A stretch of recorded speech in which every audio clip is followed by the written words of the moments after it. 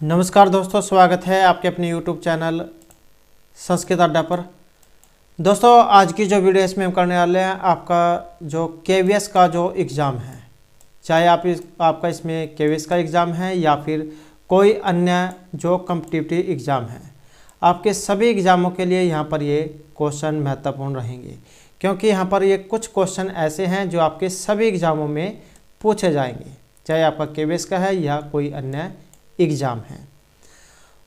तो सभी के सभी महत्वपूर्ण हैं। और अगर आपने हमारी इससे पहले वाली जो वीडियो नहीं देखी है तो इसे आप आई बटन पे क्लिक करके देख सकते हैं, या फिर हमारे चैनल की जो प्लेलिस्ट है वहां पर जाकर आप अब तक की जितनी भी वीडियो का आप देख सकते हैं। और वीडियो शुरू करने से पहले अगर आपने अब तक हमारे चैनल को सब्सक्राइब नहीं किया तो सब्सक्राइब कर लीजिएगा, और साथ में घंटी वाला कोन है उसे दबाकर ऑल पे क्लिक जरूर कर लीजिएगा, जिससे आपको हमारे आने वाली जो वीडियो है उसकी नोटिफिकेशन आपको मिलती रहेगी। और दोस्तों, वीडियो को लाइक, कमेंट और शेयर जरूर कीजिएगा। और आप हमारा जो दूसरा चैनल है रीडिंग लवर्स के नाम से, और हमारा जो टेलीग्राम ग्रुप है, इन दोनों को ही आप जो है सब्सक्राइब ज्वाइन कर सकते हैं, क्योंकि दोनों पर ही हम महत्वपूर्ण अपडेट डालते रहते हैं। और ये वाला जो चैनल है इस पर हम जो भी कोई नई वैकेंसी या इससे संबंधित महत्वपूर्ण अपडेट, जीके क्वेश्चन वगैरह जो होते हैं तो इस चैनल पर हम डालते रहते हैं। इन दोनों का जो लिंक है वो आपको इस वीडियो के डिस्क्रिप्शन में मिल जाएगा, तो वहाँ से आप हमारे चैनल पर भी पहुँच जाओगे और हमारा जो टेलीग्राम ग्रुप है इस पर भी आप पहुँच जाओगे।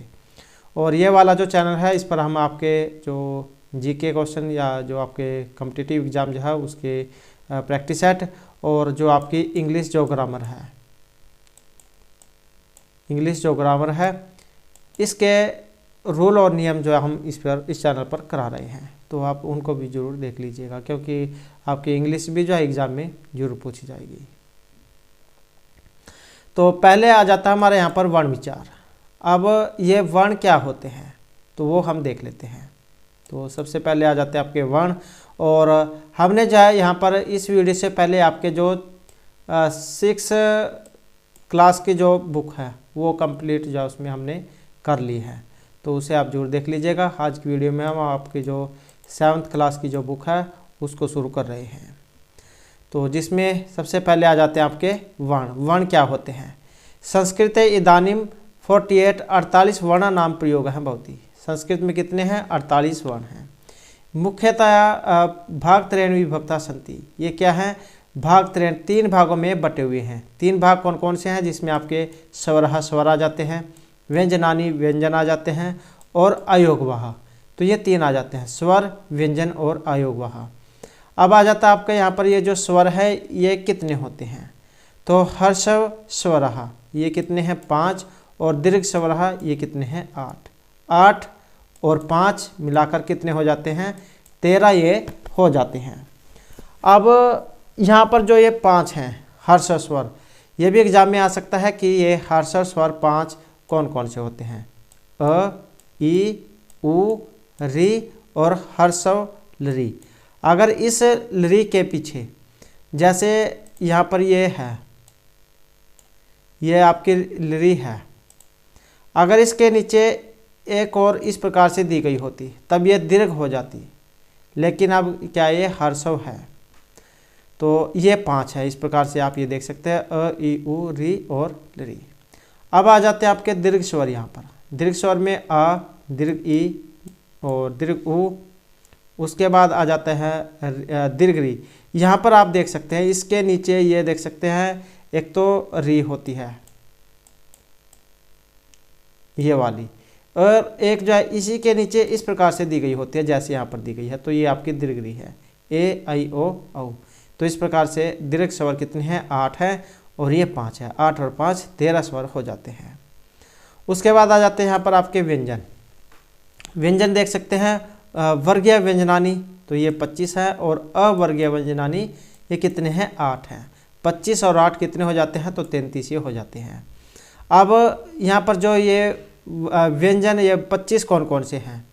तो इस का से लेकर और माँ तक ये इनकी संख्या 25 होती है। जैसे में क्वर्ग आ गया आपका क, ख, ग, अंगा, चवर्ग हो गया छ, छ, ज, ज, या, ट्वर्ग हो गया ट, ठ, ड, ढ, ण, त्वर्ग हो गया त, थ, द, ध, न, और पवर्ग हो गया प, फ, भ, भ, म। तो इस प्रकार से जो आपके ये 25 हो जाते हैं। उसके बाद आ जाते हैं यहाँ पर अवर्गीय। अब ये अवर्गीय कितने हैं? 8 है। अब कौन कौन से हैं, जिसमें अंतस्थ वर्ण हैं आपके 4 हैं, और जो ऊष्म वर्ण हैं ये कितने हैं, ये भी 4 हैं। तो 4 और +4 में कितने हो जाते हैं, 8 ये हो जाते हैं।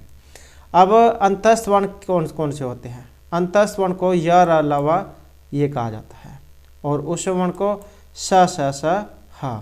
जब हम इनको बोलते हैं तो हमारे मुख से वायु क्या है, गर्म निकलती हुई प्रतीत होती है, तो इसी कारण से इनको यहाँ पर ऊष्म वर्ण कहा गया है। तो ये अंतस्थ वर्ण है 4 और ये ऊष्म वर्ण है 4, 4 और 4 8 अवर्गीय। तो इस प्रकार से व्यंजन क्या है, 33 है वर्ग, जिसमें वर्गीय व्यंजन 25 का से लेकर माँ तक, और अवर्गीय 8। और उसके बाद जो अवर्गीय है ये भी 4 अंतस्थ हैं और 4 ऊष्म वर्ण है, इस प्रकार 8 हो जाते हैं। उसके बाद जो हमारा तीसरे नंबर का आ जाता है आपका अयोगवाह। अब अयोगवाह क्या है, ये भी 2 प्रकार के हैं। कौन कौन से, एक तो अनुस्वार हो गए इसमें, और एक विसर्ग हो गई। तो अनुस्वार और विसर्ग, इस प्रकार से 2 ये आपके अयोगवाह हैं। उसके बाद हमारा दूसरा भाग आ जाता है यहाँ पर आपका उच्चारण स्थानानि। वर्ण अभिव्यक्ति प्रदेश स्थानम कथ्यते। शब्द प्रयोग समय काय अग्निना प्रेरितः वायु कंठ आदि स्थानेषु संचरण वर्णान अभिव्यक्ति ही यथा उक्तम पाणिनि शिक्षायाम। तो ये जो महर्षि पाणिनि जो है आपको पता ही है, उनके द्वारा अष्टाध्यायी जो लिखा गया है, तो उसमें क्या है, ये पाणिनि की जो शिक्षा उसमें से लिए गए हैं। तो ये देख सकते हैं, आत्मा बुद्ध्या समेत्यर्थान मन है युक्त विवक्षा मन है कायम अग्नि अहंति स प्रेरिति मारुतम मारुतः चरण मंदरम जन्यतीश्वरम अष्टो स्थानानि वर्णनाम असुर कंठ शिर तथा जिह मूलम च दंता नासिका ओष्ठव च तालु च। तो ये उच्चारण स्थान जाऊनी की बात यहाँ पर हुई है। एवं वर्णनाम उच्चारण स्थानीय अष्टो संति। इस प्रकार से जो आपके उच्चारण स्थान है वो बताए गए हैं। ये नासिकाष्टो, तो इस प्रकार से ये 8 है। कौन कौन से उच्चारण स्थान हैं, ये उर है, कंठ है, सिर है, जिहा मूल्य, दंत है, नासिका, ओष्ठव, तालु, इस प्रकार से है। एग्जाम में एक बार जब क्वेश्चन आया था कि उच्चारण स्थान कितने होते हैं, ये 8 होते हैं। वही यहाँ पर भी दिखाया गया है, तो जिसमें आप ये देख सकते हैं। उसके बाद जो वर्ण आ जाते हैं, जो कंठ है, जो कंठ से बोले जाते हैं। कुह विसर्जनम कंठ, आपने जो लघु सिद्धांत कौमुदी जो पढ़ी होगी, जो आचार्य वरदराज दीक्षित जा उनके द्वारा जो रचित है, तो उसमें जो ये जो आ जाते हैं उच्चारण स्थान। और वह पहले भी जो हमारे द्वारा ये उच्चारण स्थान कराए गए हैं, और हमारे चैनल की प्लेलिस्ट जो वहाँ पर वीडियो मिल जाएगी आपको, तो उसमें उच्चारण स्थान आप देख सकते हैं। तो जैसे कुह विसर्जनम कंठ है, तो इसका उच्चारण स्थान कंठ हो गया, जिसमें आ जाते हैं आपके अ क ख ग घ ग अंग ह और विसर्ग। इनका उच्चारण जो है कंठ से होता है। ऐसे इचु ऐसा नाम तालु होता है, जैसे ई दीर्घ ई, और इसमें फिर आपके च्वरग आ जाते हैं, च छ झ झ या और श, ये आपके तालु से बोल जाते हैं, तो इनको तालव्य कहा जाता है। और उसके बाद ऋतु सा नाम मुर्दा होता है, जैसे री दीर्घ री, और जिसमें आपका ट्वरग हो गया है र और सा। इनका जो उच्चारण स्थान है ये मुर्दा से होता है। उसके बाद लित उल्सा नाम दंता है, जो दांत से बोले जाते हैं हमारे, लरी हो गया, और ये आपका त्वरग ल और सा। तो इनका जो उच्चारण स्थान है ये किससे है, ये दांत से होता है। ऐसे ही उपपद्यमाना ओष्ठ से जो बोले जाते हैं, जिसमें ऊ दीर्घ ऊ हो गया, और ये आपके पोरग हो गए, ये आपके होठ से बोले जाते हैं, तो ओष्ठव। उसके बाद यम गणना नाम नासिका, तो नासिका से जो बोले जाते हैं, इनकी संख्या एग्जाम में आ जाती है, तो 5 इनकी संख्या है। यंग नाम, इस प्रकार के 5 होते हैं। यम गणना नाम नासिका। एदा तो करतालु होता है, ए और ऐ से इनका उच्चारण स्थान होता है। वकार से कंठोष्टम या ए दत्तो कंठोष्टम, और ये है वकार से दंतोष्टम, वा से इनका उच्चारण स्थान होता है। नासिकानुस्वार से। तो इस प्रकार से जो आपके ये बताए गए हैं, ये आप जा देख सकते हैं, और एग्ज़ाम में जरूर पूछ जाएंगे, तो इनको आप जो है अच्छे तरीके से ज़रूर याद कर लें। उसके बाद आ जाते हैं हमारे यहाँ पर आपके कारक। कारक कितने होते हैं, सामान्यतः 6 कारकानि भवन्ति। तो सामान्य रूप से जो कारक हैं कितने होते हैं, कारकों की जो संख्या ये 6 मानी गई है। और 6 कारक कौन कौन से होते हैं, यहाँ पर एक ये श्लोक भी के माध्यम से बताया गया है, जैसे कर्ता कर्म च कारणम संप्रदानम तथैव च आपादान अधिकरणम इत्याहु कारकानि 60। तो इस प्रकार से कारक कितने हैं, ये 6 कहे गए हैं। अब वो यहाँ पर भी देख सकते हैं, इसमें कर्ता कारक, कर्म कारक, कर्ण कारक हो गया, संप्रदान कारक, आपादान कारक हो गया और अधिकरण कारकम। तो इस प्रकार से है ये। और जो संबंध कारक जो होता है, जो ये संबंध जो कारक है, इसे जो कारक की जो श्रेणी है उसमें से बाहर कर दिया गया है। तो इस प्रकार से ये आप क्या हो जाते हैं, यहाँ पर कर्ता कर्म करण संप्रदान आपादान और अधिकार, ये संबंध कारक जो है इनकी श्रेणी में नहीं आता है। उसके बाद पहला जो यहाँ पर कारक है कर्तृकारक, कर्ता कारक क्या होता है, तो स्वतंत्र है कर्ता, ये सूत्र भी है, एक एग्जाम में आ जाता है कि स्वतंत्र कर्ता के द्वारा कौन सा कारक होता है, किस में लगता है। तो प्रथमा जो विभक्ति होती है कर्ता कारक, उसमें इसका प्रयोग होता है। जैसे क्रियायाम या स्वतंत्रता प्रधान भवति सहकर्ता, जो क्रिया या स्वतंत्रता प्रधान व भवति सहकर्ता है। जैसे राम है ग्रामम गस्ती, राम घर जाता है, या अतर गमन क्रिया है राम स्वतंत्र वर्तते, तो ये गमन क्रिया जो है जाना अर्थ वाली, तो इसका स्वतंत्रता के साथ है, तो ये रहेगा अतर गमन क्रिया है राम है स्वतंत्र वर्तते। अतः स कर्तृकारकम अस्ति, क्या है इसलिए ये कर्ता कारक है। जहाँ पर, या फिर आप इस तरीके से समझ सकते हैं, जहाँ पर ये गम धातु जो होती है जाने वाली, ये वाली गम धातु, तो इसके योग में जो है ये, वैसे गम धातु के योग में द्वितीय विभक्ति जाओ लगती है, लेकिन यहाँ पर गमन क्रिया का राम की स्वतंत्रता से जो है संबंध है, तो इसी कारण से यहाँ पर एक कर्ता कारक इसमें रहेगा। अतः स कर्तृकारकम अस्ति, वाक्य मुख्य कर्तृ प्रथमा और गौण कर्तृ च तृतीय विभक्ति भवति। तो मुख्य रूप से जो कर्ता है, कर्ता में क्या प्रथमा, और ये गौण कर्तृ च है, और गौण रूप में कर्तृ में तृतीय विभक्ति होती है। तो ये आपकी प्रथमा विभक्ति वाला है, और ये एग्जाम में जा आता भी है। आपने अगर हाल ही में हरियाणा में जो एस्टेट का जो एग्ज़ाम अगर दिया होगा, तो उसमें जो ऐसे बहुत से पूछे जाते हैं कि कर्ता में कौन सी होती है और कर्म में कौन सी होती है। तो ये मुख्य रूप से कर्तृ में प्रथमा और गौण रूप में कर्ता में तृतीया। जैसे रामः ग्रामम गस्ति और रामेण ग्राम्यः गम्यते, यहाँ पर देख सकते हैं जब हम इसको कर्ता से कर्म में बनाएंगे तब फिर ये यहाँ पर रामेण और ग्राम्यः गम्यते, इस प्रकार से जो है ये बनेगा। उसके बाद आ जाती है यहाँ पर कर्म कारक है, और ये सूत्र आ जाता है आपका कर्तुरीप्सितम कर्म, ये कर्म कारक में लगता है द्वितीय विभक्ति में। कर्ता स्वीक्रिया यम अर्थम अतिशयन प्राप्त इच्छति, जिससे सबसे अधिक प्राप्त करना चाहता है, तो उसमें आपका होता है ये, वहाँ पर क्या होता है कर्म कारक। जैसे बालकः विद्यालयम गच्छति, बालक कहाँ जाता है विद्यालय में। अत्र वाक्य बालकः कर्ता भवति, यहाँ पर ये जो वाक्य है इसमें बालक क्या है, ये जो बालक है ये कौन है, कर्ता है, क्योंकि बालक जाता है विद्यालय में, तो बालक क्या हो गया कर्ता। और गमन क्रिया विद्यालय तस्यैप्सितम वर्तते, और गमन क्रिया का संबंध जैसे रहेगा तो इप्सित है यहाँ पर, तो इसी कारण से ये कर्म कारक हुआ है। अतः विद्यालय इति कर्म कारकम वर्तते। तो बालका विद्यालयम गच्छति, तो यहाँ पर बालक क्या है कर्ता, और गर्म क्रिया के साथ इसका संबंध है, तो कर्म कारक यहाँ पर हुआ है विद्यालय में, बालका विद्यालयम गच्छति। उसके बाद कर्मणि द्वितीय विभक्ति मुख्य च प्रथमा विभक्ति भवति, और जब ये कर्म में होता है कर्मणि द्वितीय विभक्ति, तब जो कर्म जो होता है उसमें क्या होगी, प्रथमा विभक्ति होगी। तो बालक है, ये बालक है, तो जहाँ पर भी देख सकते हैं बालक है विद्यालयम गच्छति, जब हम इसका बनाएंगे तो बालकेन इसमें तृतीया और इसमें प्रथमा, और ये क्रिया जो है इसके साथ लगेगी।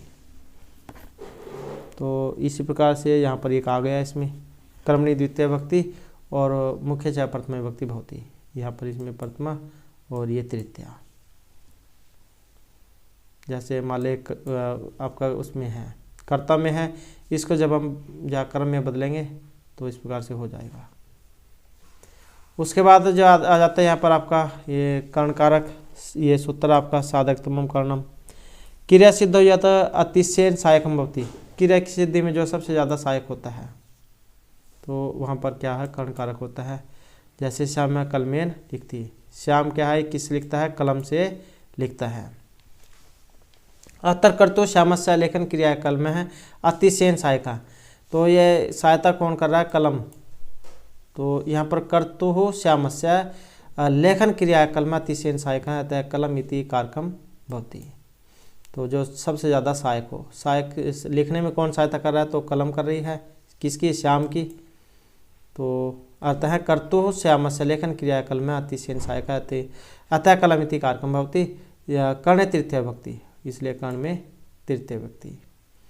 उसके बाद आ जाते हैं यहाँ पर संप्रदान कारक कर्मणा यम अभिप्रति से संप्रदानम। ये आपका सूत्र है। कर्ता दान क्रिया या संबद्धम स्थिति, दान के द्वारा जिसे सबसे अधिक चाहता है, जिसकी इच्छा करता है, तो वहाँ पर क्या है, ये संप्रदान कारक होता है। तो कर्मणा यम अभिप्रति से संप्रदानम, कि कर्ता जिसको दान के कर्म से संबंध करना चाहता है, तो वहाँ पर आपका ये सूत्र लगता है कर्मणायाम अभिप्रति से संप्रदानम। और कर्ता दान क्रियायाम संबद्धम स्थिति तत्संप्रदान भवती। तो कर्ता जिसको दान के कर्म से संबंध करना चाहता है तो उसकी संप्रदान संज्ञा होती है। जैसे इसका उदाहरण यहाँ पर दिया गया है, देवदत्ता भिक्षुकाय भिक्षाम ददाति। देवदत्त जा भिक्षु के लिए भिक्षा देता है। ये देना अर्थ में जो होती है, ये जो धातु होती है देना अर्थ में, इसमें जो चतुर्थी जो विभक्ति है, चतुर्थी विभक्ति का प्रयोग किया जाता है। अतर कर्ता देवदत्त हैं और दान क्रिया भिक्षुम अभिप्रेति, और दान क्रिया के द्वारा भिक्षुक से संबंधित है। तो अतः भिक्षु पदम संप्रदान कारकम, इसलिए यहाँ पर भिक्षुक में क्या है, ये संप्रदान कारक हुआ है और संप्रदान चतुर्थी विभक्ति भवती, और इसी कारण से यहाँ पर संप्रदान कारक में चतुर्थी विभक्ति हुई है। तो यहाँ पर भी देख सकते हैं भिक्षुकाय, ये वाला जो है, जैसे आपने राम जो है, राम का जो शब्द रूप है ये पढ़ा होगा। राम में जैसे चतुर्थी में क्या बनता है, रामाय बनता है। तो ऐसे ही जाए यहाँ पर भिक्षुकाय बना है, देवदत्ता भिक्षुकाय भिक्षाम ददाति। तो अतर भिक्षुक पदम संप्रदान कारकम और संप्रदान चतुर्थी विभक्ति भवती। उसके बाद आ जाता है यहाँ पर आपका ये अपदान कारक है। यहाँ पर इसमें आ जाता है ध्रुवम अपाय अपदानम। अपाय भागे यद ध्रुवम अवधिभूतम तत् अपदानम भवती। विश्लेष वियोग अथवा अलग होने को क्या कहते हैं, हम अपाय कहते हैं। और उसके होने या किए जाने पर ध्रुव अर्थात अवधिभूत कारक जिससे अपाय हो रहा हो की अपदान संज्ञा होती है। अपाय विभागे यद ध्रुवम अवधिभूतम तत् अपदानम भवती। जिससे अपाय हो रहा है उसकी अपदान संज्ञा होती है। जैसे इसका उदाहरण है यहाँ पर ये दिया गया है, वृक्षात फलम पत्ती, वृक्ष से फल गिरते हैं। अतर फल से विभाग वृक्षात भवती, यहाँ फल जो है इसका विभाग किससे है, वृक्ष से है। तो मतलब ये किससे अलग हो रहा है, वृक्ष से अलग हो रहे हैं फल। अतः वृक्ष ध्रुवम इति अपदान कारकम। तो इसलिए क्या है, वृक्ष से क्या है, ये अलग हो रहे हैं और इसमें अपदान कारक है। अपदान पंचमी विभक्ति होती है, जहाँ पर ये अलग जो होते हैं, जैसे ये वृक्ष से फल क्या है, अलग हो रहे हैं। तो जहाँ पर ये वियोग जो होता है, अलग होना, तो वहाँ पर फिर पंचमी विभक्ति अपदान कारक ये होता है।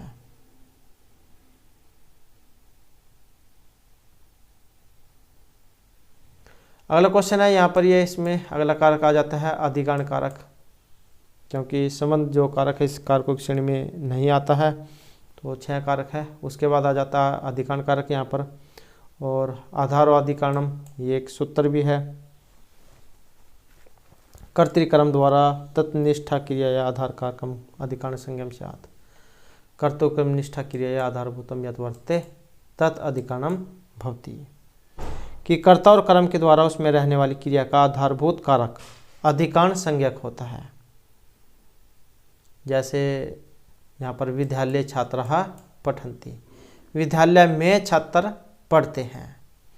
अत्र कर्तुः पठन क्रियाया आधार है विद्यालय है अधिकरण कारकम, विद्यालय में छात्र पढ़ते हैं।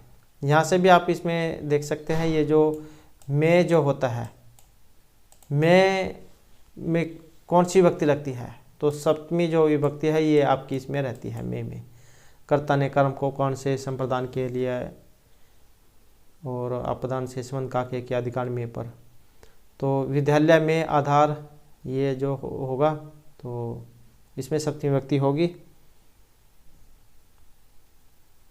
तो यहाँ पर ये सप्तमी विभक्ति अधिकरण सप्तमी विभक्ति भवति।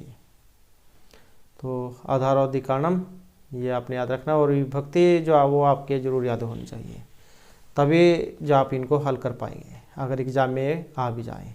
ये हमारे द्वारा पहले भी जो कारक कराए गए हैं। यहाँ पर अगर आपको यहाँ से समझ में नहीं आते हैं तो हिंदी में जो हमारे द्वारा पहले कराए गए हैं उसमें भी आप देख सकते हैं। तो आधार और अधिकरण यहाँ पर कर्तृक्रमनिष्ठा क्रियाया आधारभूतम यत् वर्तते तद अधिकरणम भवति, कि कर्ता और कर्म के द्वारा उसमें रहने वाली क्रिया का आधारभूत कारक अधिकरण संज्ञक होता है। जैसे विद्यालय छात्रा पठन्ति, यहाँ पर कर्ता की पठन क्रिया का आधार विद्यालय अधिकरण कारक में है विद्यालय। उसके बाद जो यहाँ पर आ जाती है आपकी उपपद विभक्तियाँ। पदम आश्रित यह विभक्ति ही सा उपपद विभक्ति ही। जैसे उभयता है, उभयता क्या होता है, उभयता होता है दोनों तरफ द्वितीय विभक्ति। नदीम उभयता वृक्षा सन्ति, नदी के क्या है दोनों ओर, उभयता है दोनों ओर, तो नदी के दोनों ओर क्या है वृक्ष हैं, वृक्षः सन्ति। परितः है, परितः का होता है चारों तरफ चारों ओर। विद्यालय परितः प्राचीरम अस्ति। सर्वतः है, सर्वतः होता है सब ओर सभी तरफ या सब ओर। ग्रामम सर्वतः कृषि क्षेत्राणि सन्ति, गांव के सब ओर क्या है ये खेत हैं। प्रति, प्रति होता है की ओर। छात्र हैं विद्यालय में प्रतिगच्छति, विद्यालय की ओर जाते हैं। निक्षा, निक्षा का अर्थ क्या होता है समीप। विद्यालय में निक्षा उद्यानम अस्ति, विद्यालय के समीप क्या है उद्यान बगीचा है। ऐसे ही धिक, धिक जो है धिकार अर्थ में आता है निंदार्थ में, तो मूर्खम धिक। उसके बाद आ जाता है यहाँ पर सह। सह जो होता है इसके योग में तृतीय व्यक्ति का प्रयोग होता है। आपने सूत्र भी पढ़े होंगे सह साकम सार्धम सम वाला, तो इनके योग में तृतीय व्यक्ति जो होती है इसका अर्थ होता है साथ सहित। बालिका बालकेन सह खेलती, बालिका लड़कों के साथ खेलती हैं, बालकों के साथ खेलती हैं। उसके बाद विना जो होता है इसके योग में भी तृतीय व्यक्ति होती है, विना का अर्थ होता है अतिरिक्त। तो इनके योग में द्वितीय विभक्ति भी लगती है, तृतीय विभक्ति भी लगती है, और जो पंचमी विभक्ति है इसका भी प्रयोग किया जाता है। तो द्वितीय तृतीय पंचमी विभक्ति ये विना के योग में लगती है। ज्ञानेन बिना जीवनम वृथा, ज्ञान के बिना जीवन क्या है बेकार है। उसके बाद अलम, अलम इसके योग में भी तृतीय विभक्ति होती है। वाण इसका अर्थ है विवादेन अलम। और उसके बाद समर्थ हैं, इसमें चतुर्थी होती है मल्ह मल्लाय अलम। उसके बाद आ जाते हैं यहाँ पर नमः, नमः स्वस्ति स्वासौदालम वसठ, आपने सूत्र भी पढ़ा होगा, कारक प्रकार जो इसमें आता है। तो नमः जो है इनके योग में चतुर्थी जो भक्ति है ये लगती है, और नमस्कार इसका अर्थ होता है पितृदेवाय नमः। उसके बाद है यहाँ पर बही, बही का अर्थ होता है बाहर, पंचमी भक्ति इसमें लगती है। और विद्यालयात बही बालकाः खेलन्ति, विद्यालय से बाहर क्या है बालक खेलते हैं। विद्यालयात क्या है, जैसे राम का जो शब्द रूप है वो आपके जरूर याद होना चाहिए, उसी से लगभग जो अपने सभी रूप ये आप हल कर सकते हैं। जैसे यहाँ पर रामात बनता है, ऐसे ही विद्यालयात। उसके बाद है यहाँ पर ऊपरी ही। ऊपरी का इसमें इसके योग में षष्ठी जो विभक्तियाँ लगती है और ऊपर इसका अर्थ होता है वृक्षस्य ऊपरी मरकटाः क्रीडन्ति। वृक्ष के ऊपर क्या है, मरकट खेलते हैं। मरकट क्या है, बंदर, तो वृक्ष के ऊपर ये खेलते हैं। अधः, अधः के योग में षष्ठी विभक्ति लगती है, अर्थ इसका नीचे होता है। जैसे वृक्षस्य अधः पथिकः उपविशति। अब वृक्ष जो है इसके नीचे कौन बैठे हैं, उपविशति बैठे हैं, पथिक जो यात्री होते हैं, तो वृक्ष के नीचे बैठे हैं, तो इसमें षष्ठी विभक्ति। उसके बाद आ जाता है यहाँ पर अंतः। अंतः का जो अर्थ है होता है अंदर, भीतर। षष्ठी विभक्ति इनके योग में लगेगी। जैसे विद्यालयस्य अंतः छात्रा पठन्ति। विद्यालय के अंदर कौन पढ़ते हैं, छात्र पढ़ते हैं, तो अंतः जहाँ होगा मतलब भीतर, अंदर, तो इनके योग में षष्ठी विभक्ति लगेगी। उसके बाद आ जाते हैं हमारे यहाँ पर शब्द रूप, और वेरी वेरी इम्पोर्टेंट है, क्योंकि आपके चाहे कोई सा भी एग्ज़ाम हो उसमें शब्द रूप एग्ज़ाम में जरूर आते हैं। तो यहाँ पर हमारे जो सबसे पहले आपके ये सर्वनाम जो शब्द रूप है वो आ गए हैं। जैसे ये एतत् है, किस में है, पुल्लिंग में है। तो इसको जो हम कैसे लिखेंगे, कुछ यहाँ पर हलंत जो होते हैं, हलंत विसर्गा, उनका जो ध्यान आपने जरूर रखना है। जैसे प्रथम विभक्ति है, इसमें बनेगा एषः एतौ एते, एतम एतौ एतान, एतेन एताभ्याम एतै, एतस्मै एताभ्याम एतेभ्यः, एतस्मात् एताभ्याम एतेभ्यः, एतस्य एतयोः एतेषाम, एतस्मिन् एतयोः एतेषु। तो इस प्रकार से आपके क्या है, ये सर्वनाम में है और पुल्लिंग शब्द रूप है। उसके बाद इसके आ जाता है यहाँ पर स्त्रीलिंग शब्द रूप। जैसे यहाँ पर ये आपकी हो गई प्रथम विभक्ति, तो प्रथम विभक्ति में आपका जो रूप है कैसे बनेगा,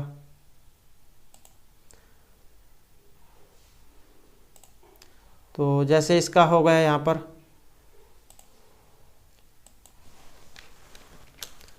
एषा एते एताः, एताम एते एताः, एत्या एताभ्याम एताभिः, एतस्यै एताभ्याम एताभ्यः, एतस्याः एताभ्याम एताभ्यः, एतस्याः एतयोः एतासाम, एतस्याम एतयोः एतासु। तो यहाँ पर देख सकते हैं ये वाली जो दो विभक्तियाँ हैं, षष्ठी और सप्तमी का जो द्विवचन है, इन दोनों में एक समान रूप बनेंगे। पंचमी षष्ठी में एक समान रूप बनते हैं। लगभग कुछ विभक्तियाँ होती हैं जिनमें इनके रूप अलग हो सकते हैं, लेकिन ये पंचमी षष्ठी वाली जो है एक समान होती है। इसी प्रकार से ये तीन विभक्तियाँ द्विवचन वाली जो है तृतीय चतुर्थी पंचमी एक समान होती है, और इसी प्रकार से ये तीन विभक्तियाँ ये भी लगभग सभी शब्द रूपों में एक समान होती हैं। कुछ एक जो शब्द रूप हैं जो अलग होते हैं, जिनमें ये अलग अलग होती हैं, तो लगभग जो ये समान ही होती हैं। ये वाली, ये तीन और ये दो। उसके बाद आ जाता है आपका नपुंसकलिंग शब्द रूप, और ये जो नपुंसकलिंग जो शब्द रूप है इसकी जो दो विभक्तियाँ प्रथमा और द्वितीया, सिर्फ जो है यही दो अलग होती हैं, बाकी और सभी जो आपका पुल्लिंग जो होता है उसी के समान रूप चलता है। जैसे एतत् एते एतानी, एतत् एते एतानी, सिर्फ यही दो विभक्तियाँ क्या हैं, अलग होंगी, और सभी का जो आपका पुल्लिंग के समान बनेगा। एतेन एताभ्याम एतै, एतस्मै एताभ्याम एतेभ्यः, एतस्मात् एताभ्याम एतेभ्यः, एतस्य एतयोः एतेषाम, एतस्मिन् एतयोः एतेषु। तो इस प्रकार से जो आपके यहाँ पर बनेंगे एतस्मिन् एतयोः एतेषु। और यहाँ पर कुछ विशेष बात दी गई है कि सर्वनाम शब्दानां संबोधन रूपाणि न भवन्ति। ये जो सर्वनाम जो शब्द रूप होते हैं इनके संबोधन में रूप नहीं होते हैं, तो ये सप्तमी विभक्ति तक होते हैं। और नपुंसकलिंग की जो दो विभक्तियाँ हैं वही अलग होती हैं, बाकी और सभी जो रूप हैं ये पुल्लिंग के समान बनते हैं। उसके बाद आ जाता है हमारे यहाँ पर तत्। तत् क्या है, ये पुल्लिंग में है और ये जो यहाँ पर शब्द रूप हो रहे हैं सभी एग्जामों में काम आएंगे। तो यह नहीं है कि आपका केविस का ही एग्ज़ाम है उसी में ही काम आएंगे, कोई सा भी एग्ज़ाम हो सभी में आपके शब्द रूप धातु रूप जरूर आते हैं। तो यहाँ पर आ जाती है हमारी प्रथम विभक्ति। तो प्रथम विभक्ति में शह तौ ते, तम तौ तान, तेन ताभ्याम तई, तस्मै ताभ्याम तेभ्यः, तस्मात् ताभ्याम तेभ्यः, तस्य तयोः, तेषां, तस्मिन् तयोः, तेषु। और इस प्रकार से इसके रूप ये बनेंगे। नेक्स्ट आ जाता है हमारे यहाँ पर तत्रूप है और ये क्या है, स्त्रीलिंग में है। तो इसके जैसे सा ते तहा, यहाँ पर आप देख सकते हैं यहाँ पर क्या है, ये स्त्रीलिंग में है, इस कारण से सा बना है। और ये हमने जब किया था तो ये क्या है, पुल्लिंग में था। तो यह आप जरूर याद रखना, सहा होगा तो उसके विषय विसर्ग पुल्लिंग में बनेगा, अगर आपकी मात्रा लगी होगी तो अब ये स्त्रीलिंग में बनेगा। सा ते तहा, ताम ते तहा, तया ताभ्याम ताभिः, तस्यै ताभ्याम ताभ्यः, तस्याः ताभ्याम ताभ्यः, तस्याः तयोः, तासां, तस्यां तयोः, तासु। उसके बाद आ जाता है हमारे यहाँ पर नपुंसकलिंग रूप। और जैसे कि हमने पहले भी देखा, शुरू की जो दो विभक्तियाँ यही अलग होती हैं, शुरू की दो विभक्तियाँ ही अलग होंगी, बाकी और सभी शब्द रूप आपका पुल्लिंग की समान बनेगा। तो इसमें देख लेते हैं तत्ते तानी, तत्ते तानी, ये दो अलग हैं। और सभी रूप तेन ताभ्याम तई, तस्मै ताभ्याम तेभ्यः, तस्मात् ताभ्याम तेभ्यः, तस्य तयोः, तेषां, तस्मिन् तयोः, तेषु। और ये क्या है, सारा आपका पुल्लिंग के समान है। उसके बाद आ जाता है हमारे यहाँ पर नेक्स्ट शब्द रूप और ये किम का रूप है। किम का अर्थ क्या मतलब होता है इसका, क्या क्या, और किस में है, पुल्लिंग में है।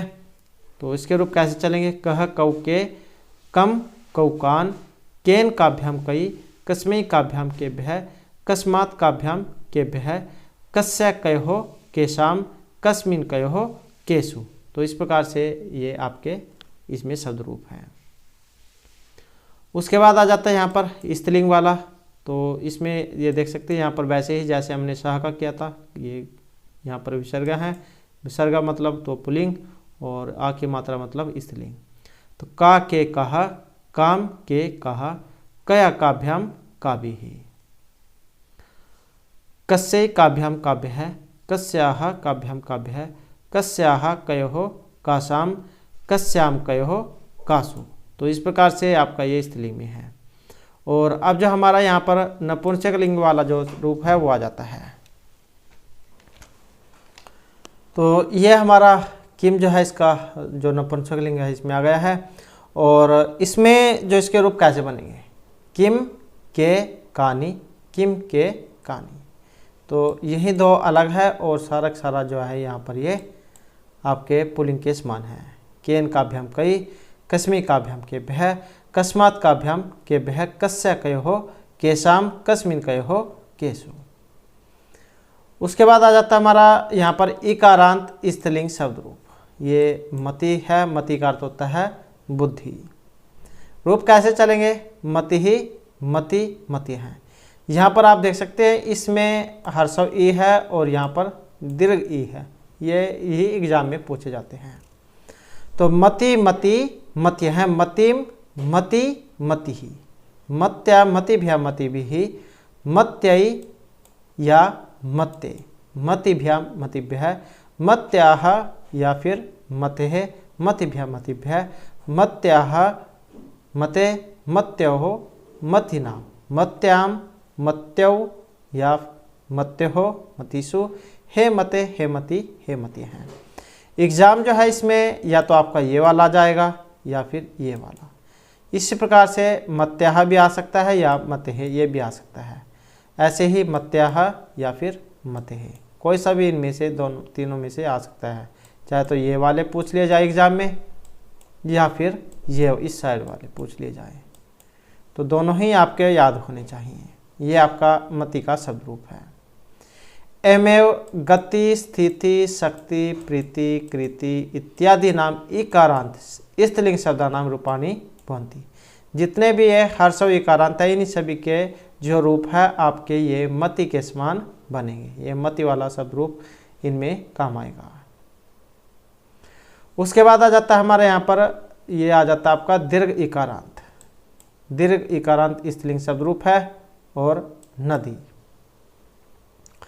तो इसकी जो यहाँ पर प्रथमा विभक्ति आ जाती है, नदी नद्यौ नद्य हैं, नदीम नद्यौ नदी, नद्या नदीभ्याम नदीभिः, नद्यै नदीभ्याम नदीभ्यः, नद्याः नदीभ्याम नदीभ्यः, नद्याः नद्योः नदीनां, नद्यां नद्योः नदीषु।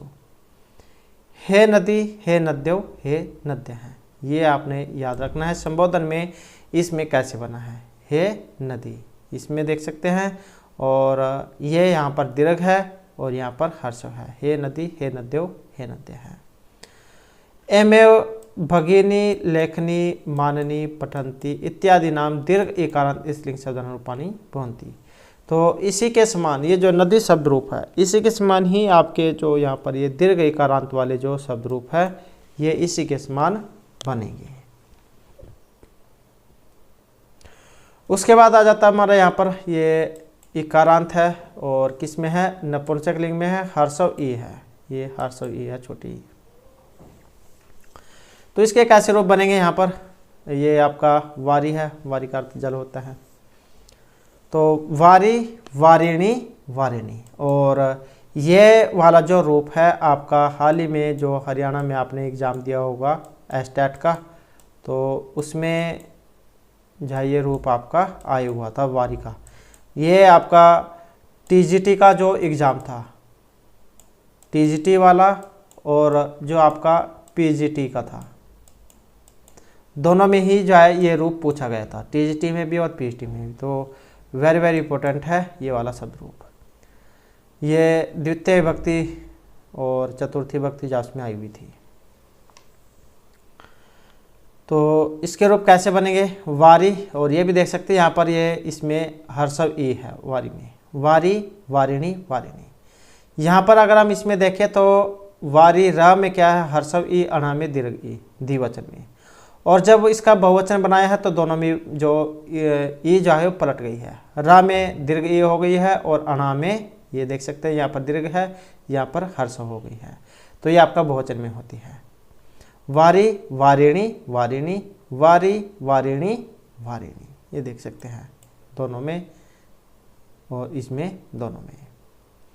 वारिणा वारिभ्याम वारिभिः, वारिणे वारिभ्याम वारिभ्यः, वारिणः वारिभ्याम वारिभ्यः, वारिणः वारिणो वारिणाम, वारिणी वारिणोः वारिषु, हे वारी या फिर हे वारिहे, हे वारिणी हे वारिणी। तो इस प्रकार से आपका वारी का जो रूप है ये चलेगा। नेक्स्ट आ जाता है हमारा यहाँ पर आपका ऋकारांत और पुल्लिंग शब्द रूप। तो ये पितृ का शब्द रूप है। पितृ जो है इसका अर्थ होता है पिता, तो पिता इसका अर्थ होता है। रूप इसके कैसे बनेंगे, पिता पितरौ पितर हैं, पितरम पितरौ पितृ।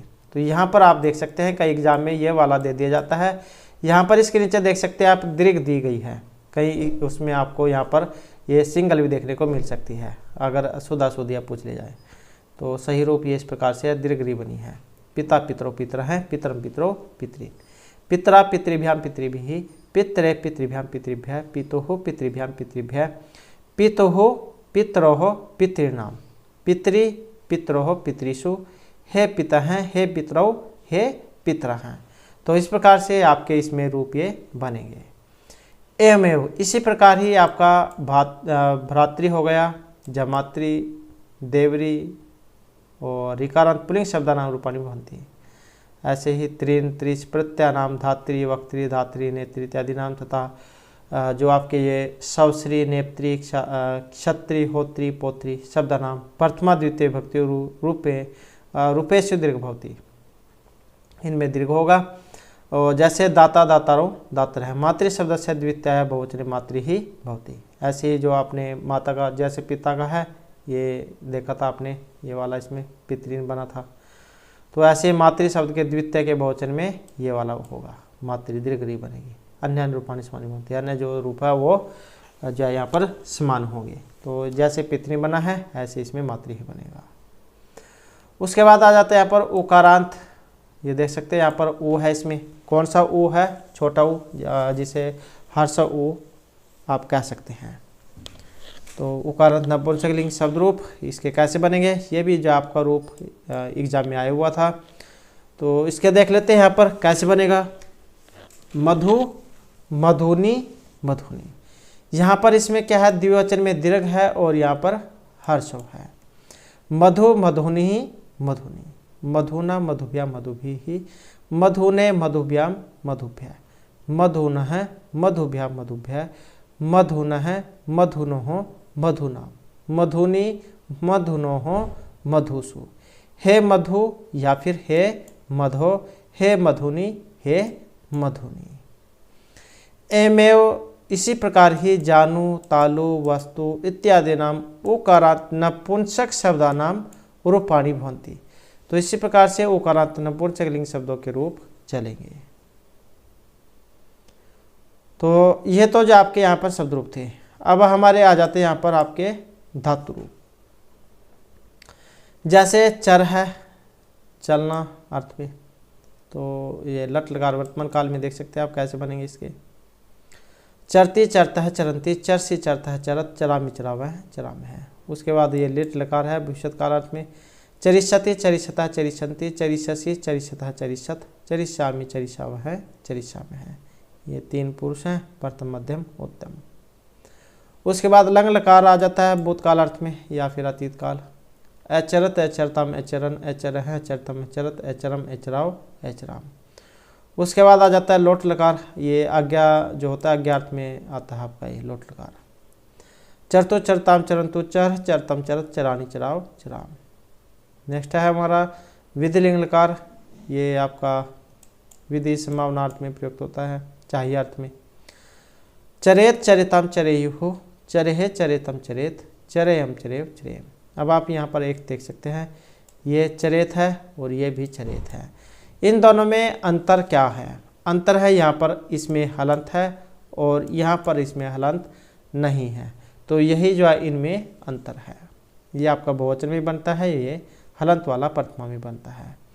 और इसी प्रकार जो आपके हस चल खेल खाद धाव रक्ष पूज कोर्द पथ भ्रम लिख गम, ये गच जो गस्ती गस्ता के छंते बनते हैं, धातु इसकी गम ही होती है। और पठ क्रीड़, इन धातुओं के रूप ऐसे बनेंगे। उसके बाद आ जाता है यहाँ पर आपकी क्री धातु कर्णार्थ में, तो ये वर्तमान काल में है।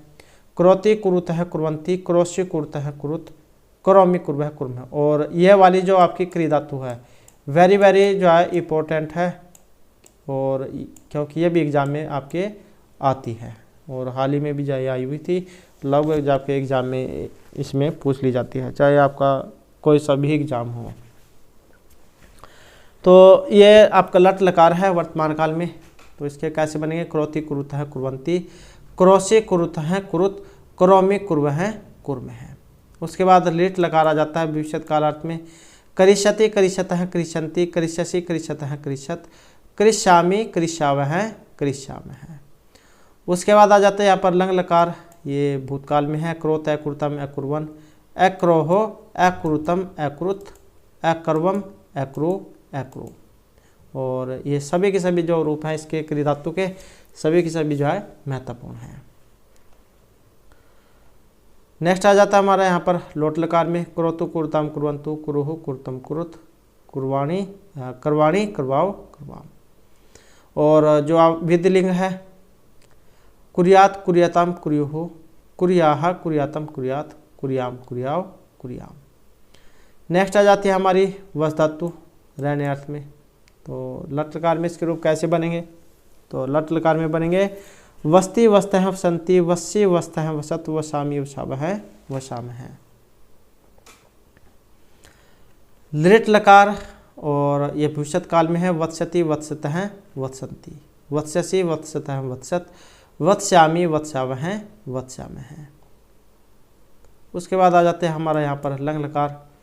एवसत एवस्ताम एवसन एवसः अवस्तम एवसत एवसम एवसाव एवसाम। उसके बाद आ जाते हैं लोट लकार। लोट लकार में कैसे बनेंगे?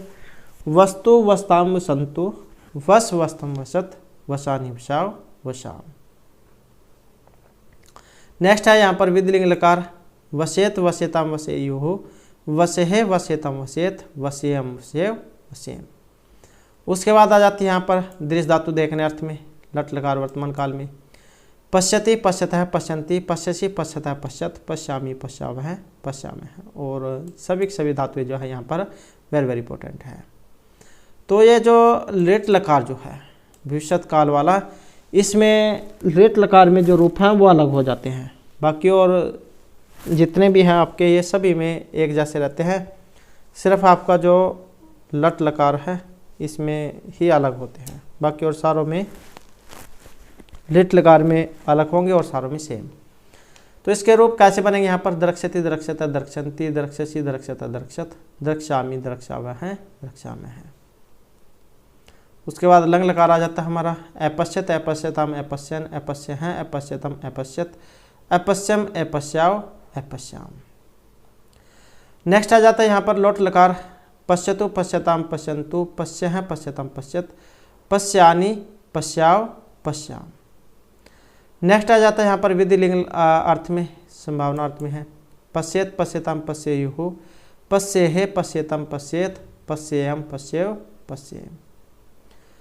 नेक्स्ट आ जाती है हमारी यहाँ पर, ये आपकी स्था धातु है और रूप इसके तिष्ठ में बनेंगे। अर्थ होता है इसका ठहरना। तिष्ठति तिष्ठतः तिष्ठन्ति, तिष्ठसि तिष्ठतः तिष्ठत, तिष्ठामि तिष्ठावः तिष्ठामः। नेक्स्ट है लिट लकार में, और लिट कार में देख सकते हैं आप यहाँ पर इसके रूप अलग हो गए हैं, जैसे देश धातु करी थी हमने। तो इसका रूप कैसे बनेंगे? स्थास्यति स्थास्यतः स्थास्यन्ति, स्थास्यसि स्थास्यतः स्थास्यत, स्थास्यामि स्थास्यावः स्थास्यामः। उसके बाद जो है यहाँ पर हो जाता है लंग लकार, और ये अतीत काल भूतकाल में है। अतिष्ठत अतिष्ठताम अतिष्ठन, अतिष्ठः अतिष्ठतम अतिष्ठत, अतिष्ठम अतिष्ठाव अतिष्ठाम। उसके बाद आ जाते हैं यहाँ पर लोट लकार। तो इसके कैसे बनेंगे? तिष्ठतु तिष्ठाम तिष्ठन्तु, तिष्ठ तिष्ठतम तिष्ठत, तिष्ठानि तिष्ठाव तिष्ठाम। उसके बाद आ जाते हैं यहाँ पर विधिलिंग लकार, संभावना अर्थ में है। तिष्ठेत तिष्ठताम तिष्ठेयुः, तिष्ठेहे तिष्ठेतम तिष्ठेत, तिष्ठेयम तिष्ठेव तिष्ठेम। उसके बाद पच पकाने अर्थ में है ये। पस्ति पस्तः पचन्ति, पस्सि पस्तः पचत पचत, पचामि पचावः पचामः। लेट लकार में बनेंगे पक्षति। यहाँ पर लेट लकार क्या है? अलग हो गया है। तो इसमें बनेगा पक्षति पक्षतः पक्षन्ति, पक्षसि पक्षतः पक्षत, पक्षामि पक्षावः पक्षामः। उसके बाद आ जाते हैं यहाँ पर लंग लकार। अपचत अपस्ताम अपचन, अपचः अपस्तम अपचत, अपचम अपचाव अपचाम। और ये आपका लोट लकार है। लोट लकार में कैसे बनेंगे? पस्तु पस्ताम पचन्तु, पच पस्तम पचत, पचानि पचाव पचाम। नेक्स्ट है यहाँ पर ये आ जाता है हमारा विधिलिंग लकार में। पचेत पचेताम पचेयुः, पचेहे पचेतम पचेत, पचेयम पचेव पचेम। उसके बाद है यहाँ पर ये आपकी पा और पीब अर्थ में इसके चलते हैं रूप, और पीना इसका अर्थ होता है। तो कैसे बनेंगे? पिबति पिबतः पिबन्ति, पिबसि पिबतः पिबत, पिबामि पिबावः पिबामः। और जो लिट लकार है इसमें थोड़ा सा अलग हो गया है। पास्यति पास्यतः पास्यन्ति, पास्यसि पास्यतः पास्यत, पास्यामि पास्यावः पास्यामः। उसके बाद जो आ जाता है लंग लकार। अपिबत अपिबताम अपिबन, अपिबः अपिबतम अपिबत, अपिबम अपिबाव अपिबाम। उसके बाद लोट लकार है यहाँ पर। पिबतु पिबताम पिबन्तु, पिब पिबतम पिबत, पिबानि पिबाव पिबाम। नेक्स्ट है हमारे यहाँ पर विधिलिंग लकार। पिबेत पिबेताम पिबेयुः, पिबेहे पिबेतम पिबेत, पिबेयम पिबेव पिबेम। तो इस प्रकार से आपके यहाँ पर यहाँ तक जो आपके ये इसमें धातु रूप है। उसके बाद आ जाते हैं हमारे यहाँ पर संख्यावाची शब्द, गिनती जिसे कहा जाता है। तो एक हैं, दो, त्रय, चत्वारः, पंच, षट्, सप्त, अष्ट या फिर अष्टौ, नव, 10। उसके बाद आ जाता है एकादश, द्वादश, त्रयोदश, चतुर्दश, पंचदश, षोडश, सप्तश, अष्टादश। और ये जो 19 है, इसे देख सकते हैं आप कितने तरीके से लिखा जा सकता है, नवदश, एकोनविंशति और उनविंशति। कोई सा भी एग्जाम में आ जाए तो ये इसी प्रकार से लिखा जा सकता है। नवदश भी कह सकते हैं, एकोनविंशति भी और उनविंशति भी। उसके बाद विंशति है 20।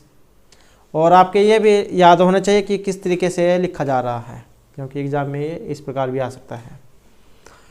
उसके बाद 21 आ जाता है हमारा, एक विंशति, द्वाविंशति, त्रयोविंशति, चतुर्विंशति, पंचविंशति, षड्विंशति, सप्तविंशति और ये है अष्टाविंशति। और ऐसे ही 29, इसको नवविंशति भी कह सकते हैं और एकोन 63 भी, 30 में से एक कम, 29। 63, एक 63, द्वा 63, त्रय 63, चतुः 63, पंच 63, षट् 63, सप्त 63, अष्टा 63। और इसी प्रकार से 39 है, इसे नव 63 या फिर एकोन चत्वारिंशत्, 40 में से एक कम, ये भी कह सकते हैं। उसके बाद आ जाता है हमारे यहाँ पर चत्वारिंशत् और एक चत्वारिंशत्, द्वा चत्वारिंशत्, ये है द्विचत्वारिंशत्, एक चत्वारिंशत्, द्विचत्वारिंशत्।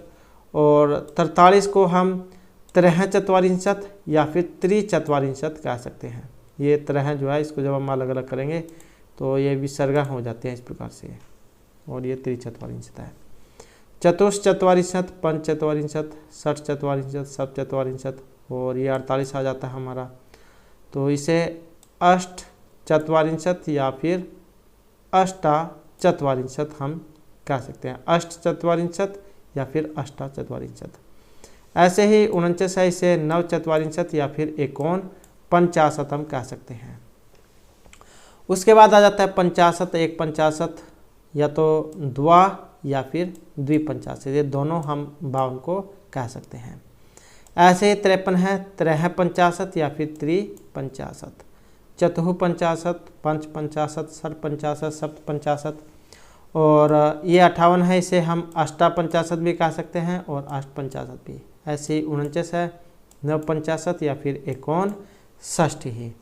और ये संख्या जो है ये भी आपको याद होनी चाहिए इस प्रकार से, 1, 2, 3, 4 को हम ऐसे लिखते हैं, ये 5 हो गया, ये आपका 6, इस प्रकार से 7, ये 8, 9, 0।